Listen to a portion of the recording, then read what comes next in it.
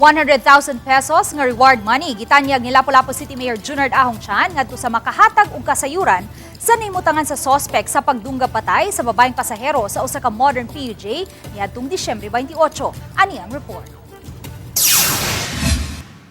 Sa page ni Lapu-Lapu City Mayor Junard Ahong gipahibaw ni ini nga makadawat og 100,000 pesos nga reward money ang kinsamang makahatag og kasayuran sa nahimutangan ni Robert Raymond Aligado, ang akusado sa pagdunggab-patay sa 42 anyos nga babayeng pasahero sa usa ka modern PUJ didto sa Barangay Ibo niadtong Disyembre 28 sa gabii. Kini human nilusot na ang warrant of arrest batok sa suspitsado. Matud ni Chan, niadtong Enero mipadayag og kooperasyon ang mga kabanay ni Robert Raymond Aligado kinsa gikatahong taga Carcar City. Apan hangtod karon wa pagihapon kini mitahan. Kung kinsa may nasayod sa nahimutangan, no, sa whereabouts sa maong suspitsado, pwede ra gid sila mo PM sa akong Facebook page o mo sumbong baka sa pinakaduol nga kapulisan kung asa man nagtago ang maong suspect.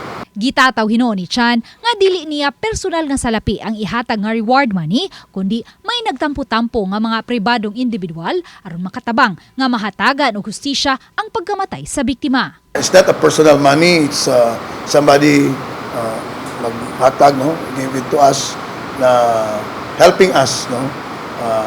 Dili lang usa ka tawo kundi dili may mga nag-contribute yun, no. Kahinumduman, nabalhog sulod sa pipila ka adlaw sa Lapu-Lapu City Police Temporary Custodial Facility ang bana sa biktima human siya ang gitumbok sa driver sa modern PUJ nga posibleng mo ay suspect sa hitabo base usab sa naluwatang pung sa biktima ngadto sa driver pipila ka gutlo sa wa pa mahitabo ang pagpanunggab.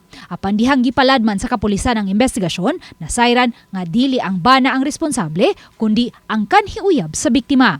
Sa pagkakutlo ning balita, wala pa makuha og pamahayag ang mga kabanay sa biktima.